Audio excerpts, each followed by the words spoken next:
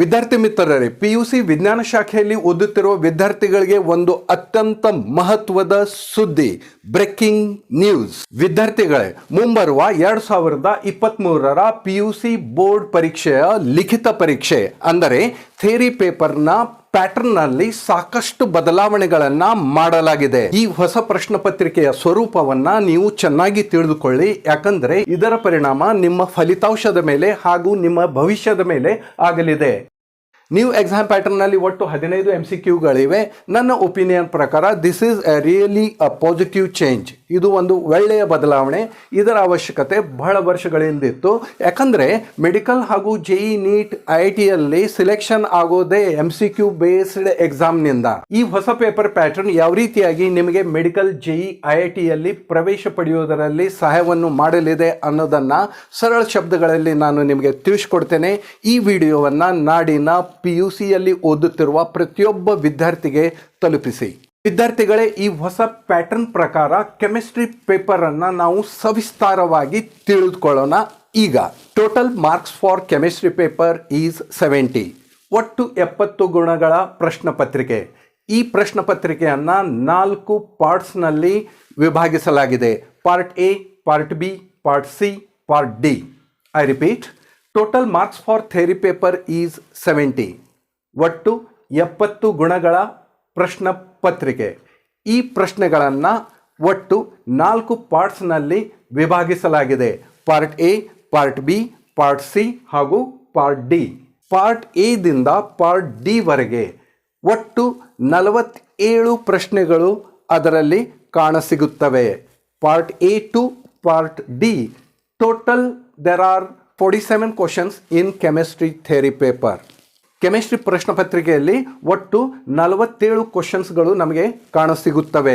ಅವನ್ನು ಕ್ರಮವಾಗಿ ಪ್ರಶ್ನೆ ಕ್ರಮಾಂಕ 1ರಿಂದ 47 ಸಂಖ್ಯೆಗಳಲ್ಲಿ ನಮಗೆ ಕಾಣಸಿಗುತ್ತವೆ. ಕೆಲವೊಂದು ಪ್ರಶ್ನೆಗಳಲ್ಲಿ ಉಪ ಪ್ರಶ್ನೆಗಳಿದ್ದರೆ ಅವನ್ನು AB ಆಲ್ಫಾಬೆಟಿಕಲಿ ಅಥವಾ ರೋಮನ್ 1 or 2, 3 ಈ ರೀತಿಯಾಗಿ ನಮಗೆ ಕಾಣಸಿಗುತ್ತವೆ. ಈಗ ನೋಡೋಣ ಪ್ರಶ್ನೆ ಪತ್ರಿಕೆಯ ಸ್ವರೂಪವನ್ನು. ನೋಡಿ, ಕೆಮಿಸ್ಟ್ರಿ ನ್ಯೂ ಪೇಪರ್ ಪ್ಯಾಟರ್ನ್ 2023. ನೋಡಿ, ಪಾರ್ಟ್ A ನಲ್ಲಿ 2 ಕ್ವಶನ್ಗಳು ಕಾಣಸಿಗುತ್ತವೆ. Question number 1 and question number 2. Question number 1 is select correct option. This is MCQ based question. ಇಲ್ಲಿ 1ರಿಂದ 15ರವರೆಗೆ ನಮಗೆ ಮಲ್ಟಿಪಲ್ ಚಾಯ್ಸ್ ಕ್ವಶನ್ಸ್ಗಳು ಕಾಣಸಿಗುತ್ತವೆ. ಪ್ರತಿಯೊಂದು MCQಗೆ 1 ಗುಣ. ಆದ್ದರಿಂದ 15 into 1, 15 marks for first question.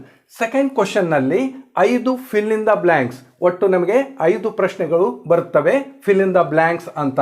ಅವಕ್ಕೆ ಕ್ರಮವಾಗಿ ಪ್ರಶ್ನೆ ಕ್ರಮಾಂಕ 16ರಿಂದ ಪ್ರಶ್ನೆ ಕ್ರಮಾಂಕ 20ರವರೆಗೆ ಫಿಲ್ ಇನ್ ದ ಬ್ಲ್ಯಾಂಕ್ಸ್ ಅಂತ ಕೇಳ್ತಾರೆ. ಪ್ರತಿಯೊಂದು ಫಿಲ್ ಇನ್ ದ ಬ್ಲ್ಯಾಂಕ್ಸ್ಗೆ 1 ಗುಣ. 5 ಫಿಲ್ ಇನ್ ದ ಬ್ಲ್ಯಾಂಕ್ಸ್ ಇವೆ, ಆದ್ದರಿಂದ 5 into 1 that is 5. I repeat, ನೋಡಿ, ಪಾರ್ಟ್ A ನಲ್ಲಿ 2 ಪ್ರಶ್ನೆಗಳಿವೆ. ಕ್ವಶನ್ ನಂಬರ್ 1 ಅದರಲ್ಲಿ 1ರಿಂದ 15ರವರೆಗೆ MCQs. ಕ್ವಶನ್ 2ರಲ್ಲಿ 16ರಿಂದ 20ರವರೆಗೆ 5 ಫಿಲ್ ಇನ್ ದ ಬ್ಲ್ಯಾಂಕ್ಸ್ ಇವೆ.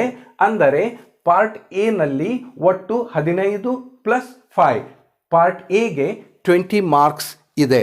ಪಾರ್ಟ್ A ನಲ್ಲಿ ಒಟ್ಟು 20 ಗುಣಗಳ ಪ್ರಶ್ನೆಗಳು ನಮಗೆ ಸಿಗುತ್ತವೆ. ಹೊಸ ಪೇಪರ್ ಪ್ಯಾಟರ್ನ್ನಲ್ಲಿ MCQಗೆ ಹೆಚ್ಚಿನ ವೇಟೇಜ್ ಕೊಟ್ಟಿರುವುದರಿಂದ ವಿದ್ಯಾರ್ಥಿಗಳು MCQ ಮೇಲೆ ಹೆಚ್ಚು ಪ್ರಾಕ್ಟೀಸ್ ಹಾಗೂ ಫೋಕಸ್ ಮಾಡ್ತಾರೆ. ಆದ್ದರಿಂದ ವಿದ್ಯಾರ್ಥಿಗಳು ಹೆಚ್ಚಿನ ಸಂಖ್ಯೆಯಲ್ಲಿ ನೀಟ್ ಹಾಗೂ JEE ಕ್ವಾಲಿಫೈ ಮಾಡುವುದರಲ್ಲಿ ಸಂಶಯವಿಲ್ಲ. ನ್ಯೂ ಎಕ್ಸಾಮ್ ಪ್ಯಾಟರ್ನ್ನಲ್ಲಿ ಒಟ್ಟು 15 MCQಗಳಿವೆ. ನನ್ನ ಒಪಿನಿಯನ್ ಪ್ರಕಾರ this is A really a positive change. ಇದು ಒಂದು ಒಳ್ಳೆಯ ಬದಲಾವಣೆ. ಇದರ ಅವಶ್ಯಕತೆ ಬಹಳ ವರ್ಷಗಳಿಂದಿತ್ತು. ಯಾಕಂದರೆ ಮೆಡಿಕಲ್ ಹಾಗೂ JEE ನೀಟ್ IITಯಲ್ಲಿ ಸಿಲೆಕ್ಷನ್ ಆಗೋದೇ MCQ ಬೇಸ್ಡ್ ಎಕ್ಸಾಮ್ನಿಂದ. ಪಾರ್ಟ್ B ಇಂದ ವಿದ್ಯಾರ್ಥಿಗಳಿಗೆ ಬಂಪರ್ ಲಾಟ್ರಿ ಶುರುವಾಗುತ್ತೆ. ಯಾಕಂದರೆ you have to answer only 4 questions out of 8.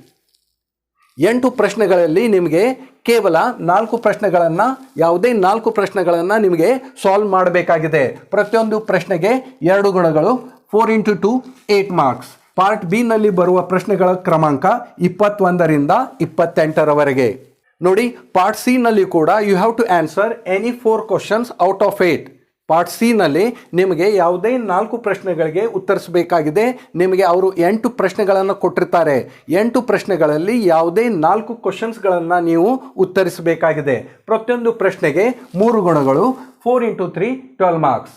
Part B ಹಾಗೂ ಪಾರ್ಟ್ ಸಿ ನಲ್ಲಿ ಬರುವ ಒಟ್ಟು ಗುಣಗಳ ಸಂಖ್ಯೆ ಟೋಟಲ್ 20 ಮಾರ್ಕ್ಸ್. ನೋಡಿ, ಪಾರ್ಟ್ ಬಿ ಹಾಗೂ ಪಾರ್ಟ್ ಸಿ ನಲ್ಲಿ out of 8 questions you have to solve only 4 questions.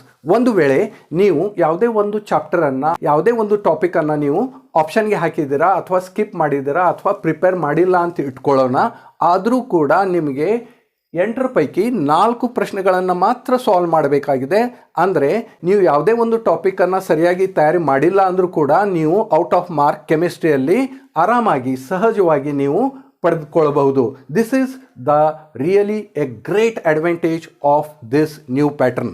ನೋಡಿ, ಪಾರ್ಟ್ ಎ ನಲ್ಲಿ 20 ಮಾರ್ಕ್ಸ್, ಪಾರ್ಟ್ ಬಿ ಹಾಗೂ ಪಾರ್ಟ್ ಸಿ ನಲ್ಲಿ 20 ಮಾರ್ಕ್ಸ್. ಅಂದರೆ part A B C totally 40 marks. ನಾವ್ in part D you will get 30 marks question. ಈಗ ನೋಡೋಣ part D ನಲ್ಲಿ ಬರುವ ಪ್ರಶ್ನೆಗಳು. ವಿದ್ಯಾರ್ಥಿಗಳೇ, ಇದು ನನ್ನ WhatsApp number.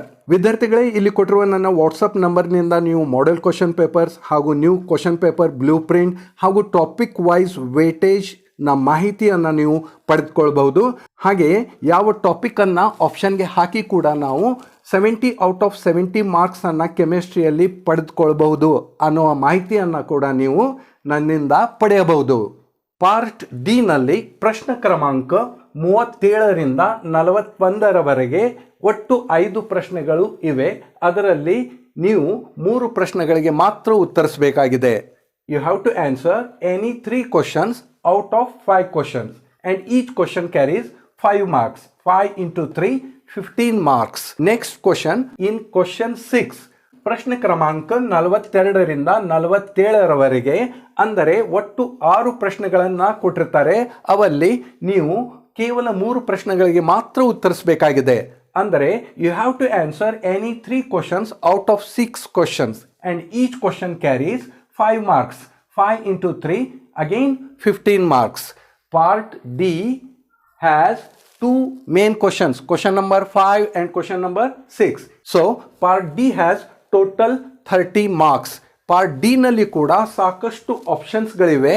You can score out of mark in chemistry and you can get 70 out of 70 mark in the chemistry. This new question paper pattern is really an inspiration to the students and this is giving a positive message in the students. I am really thankful from my bottom of the heart. ಈ ವಿಡಿಯೋವನ್ನ ನಾಡಿನ ಪ್ರತಿಯೊಬ್ಬ ವಿದ್ಯಾರ್ಥಿಗೆ ತಲುಪಿಸಿ. ವಿದ್ಯಾರ್ಥಿಗಳೇ, ಹೊಸ question paper pattern ತುಂಬಾ ಚೆನ್ನಾಗಿದೆ. ನೀವು ಮೆಡಿಕಲ್ ಹಾಗೂ ಎಂಜಿನಿಯರಿಂಗ್ IIT JEE ಹೋಗುವ ನಿಮ್ಮ ಕನಸು ನನಸಾಗಲಿ ಅಂತ ಹಾರೈಸ್ತೇನೆ. ನಿಮ್ಮ ಮಿತ್ರ ಎವಿನ್. ನಮಸ್ಕಾರ.